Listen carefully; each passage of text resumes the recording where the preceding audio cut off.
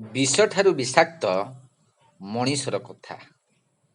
ତେଣୁ କଥା କହିବା ଆଗରୁ ଟିକେ ଭଲରେ 100 ଥର ଭାବନ୍ତୁ।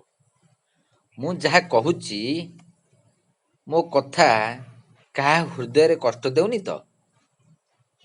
ବାସ୍ତବରେ ଏଇ ମୁଖରେ ଥାଏ ମଧୁର ଏବଂ ଏହି ମୁଖରେ ଥାଏ ବିଷ।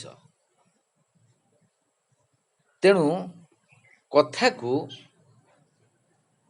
ରୁକ୍ଷ ବା କର୍କଶ କରିବା ଅନୁଚିତ। କଥାରେ ସର୍ବଦା ମଧୁର, ସ୍ନେହ ଏବଂ ପ୍ରେମ ଭରା ହେବା ଉଚିତ।